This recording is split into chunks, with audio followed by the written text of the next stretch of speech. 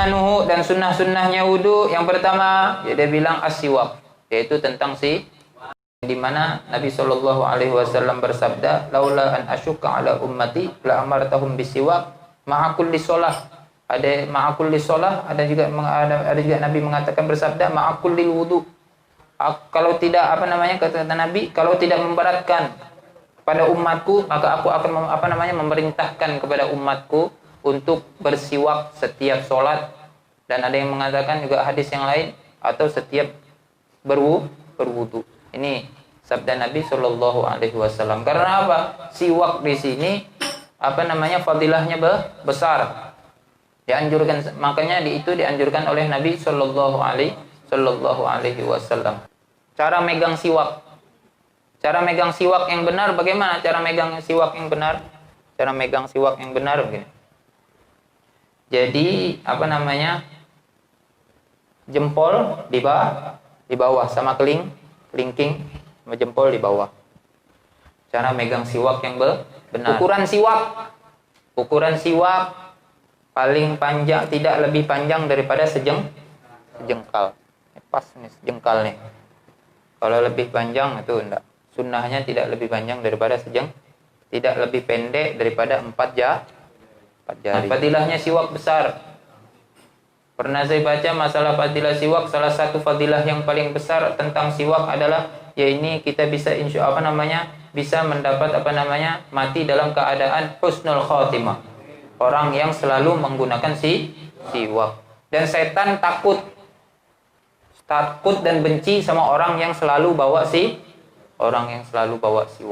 Itu keutamaan salah satu keutamaan bersiwak. Kapan nih tempat bersiwak di dalam wudu? Ini ada khilaf antara Imam Ibn Hajar sama Imam Romli. Tempat bersiwak kata Imam Ibn Hajar yaitu ba'da ghusl kaffain, setelah membasuh tangan. Jadi pas mau wudu, kita itu pas mau pertama kali wudu, kita nyalakan keran, kita mencuci tangan, ucapkan bismillahirrahmanirrahim, nawaitu sunanil wudu. Baca bismillah, sunnah baca bismillah ketika ingin berwudu. Kapan baca bismillahnya? Yaitu ketika mencuci tangan. Kita buka kerannya, ucapkan bismillahirrahmanirrahim, langsung niat nawaitu sunanil wudu. Kalau kita tidak niat nawaitu sunanil wudu, tidak dapat pahala sunnah-sunnahnya wudu, tidak dapat pahala sunnah wudu. Jadi harus niat bismillahirrahmanirrahim, nawaitu sunanil wudu, baru cara bersiwak bagaimana? Cara bersiwak itu angka 8 dari buat angka 8. Kalau di lidah manjang angka 1. Itu cara bersiwak yang dianjurkan oleh Nabi Sallallahu Alaihi Wasallam. Jadi tempatnya siwak ketika berwudu ini kapan? Yaitu kata Imam Ibn Hajar, yaitu setelah mencuci telapak tangan. Kalau kita mengikuti Imam Ibn Hajar, bersiwak setelah mencuci tangan, tidak perlu lagi pakai niat nawaitu sunanu siwak, tidak perlu. Karena apa? Niatnya sudah masuk tadi di dalam nawaitu sunanil wudu. Niatnya sudah masuk di dalam sunnahnya wudu, tidak perlu lagi pakai niat. Tapi kalau kita mengikuti Imam Romli, pendapat Imam Romli mengatakan tempatnya kita bersiwak ketika berwudu itu kapan? Katanya Imam Romli mengatakan kapan? Sebelum mencuci tangan. Sebelum kita buka keran, kita siwak dulu. Berarti harus pakai niat karena kita belum niat sunanil wudu. Niat sunanil wudu tadi kapan? Saya bilang niat sunanil wudu tadi pas mencuci berbarengan dengan bismillahirrahmanirrahim, nawaitu sunanil wudu. Baru siwak. Itu pendapat Ibn Hajar, berarti tidak perlu pakai niat siwak. Siwak harus pakai niat. Mau sholat, nawaitu sunanus siwak lis sholat. Saya niat bersiwak untuk Mau baca Quran, nawaitu sunanu siwak li qiraatil Quran. Saya niat bersiwak untuk baca Quran. Mau masuk rumah, mau masuk masjid, mau khutbah, mau ceramah, harus pakai harus disunnahkan kita bersiwak dan niat dan harus dengan niat biar dapat pahala. Jadi gitu.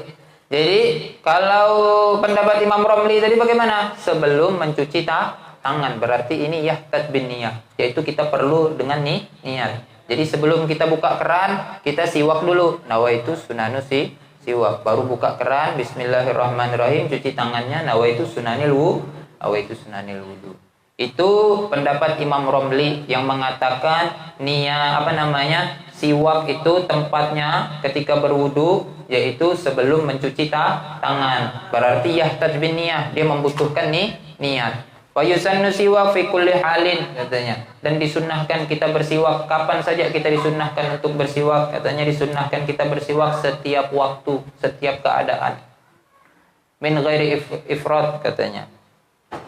Dan dianjurkan lagi bagi siapa? Bagi orang yang ingin berwudu, ketika ingin berwudu, ketika ingin sholat, ketika ingin membaca Al-Quran, ketika menguningnya gigi, bangun dari tidur, masuk rumah, masuk masjid, keluar rumah, keluar masjid, itu disunnahkan apa? Bangun tidur, mau tidur, disunnahkan untuk bersiwak. Ketika berubahnya baunya mulut, juga disunnahkan bersiwak. Kecuali orang yang berpuasa. Orang yang berpuasa ketika ba'da zawal, setelah matahari sudah lewat zawal, maksudnya sudah masuk zuhur, ini dimakruhkan orang yang berpuasa tersebut untuk menggunakan siwak. Karena apa?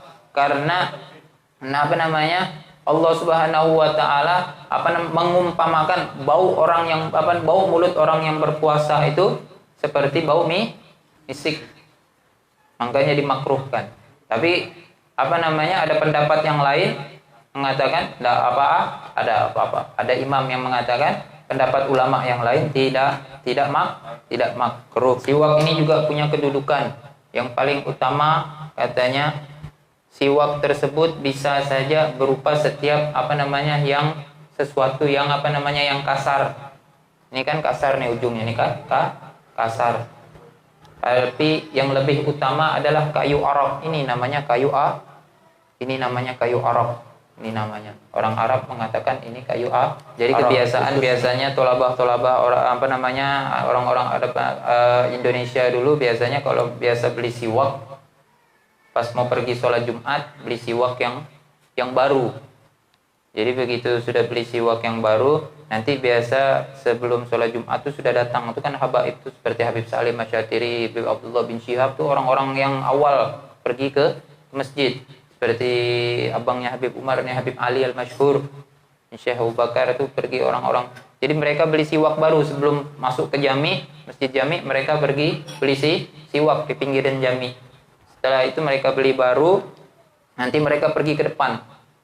Biasanya ke tempat Habib Salim, atau enggak, pengen siapa aja, tempat Habib Abdullah bin Syihab, minta Habib Barakah. Jadi Habib Abdullah bin Syihab pakai siwak, habis itu baru kita pakai. Ambil berkah para aulia Allah. Terus katanya teman nakhl ini kayu kurma ya, pelepah kurma. Kemudian kayu zaitun, kayu minyak zaitun, pohon minyak itu diambil punya ranting. Yang kemudian kalau memang tidak ada, sudah lupa, bisa juga pakai baju. Nah, itu sunana siwak, tidak apa-apa, tidak masalah. Karena sesuatu yang bisa memiliki yang kasar, itu tidak masalah. Jempol Ustaz, tidak boleh. Tidak boleh. Ini kan kasar. Memang iya kasar, cuma ini bersambung sama diri kita, tubuh kita, tidak boleh.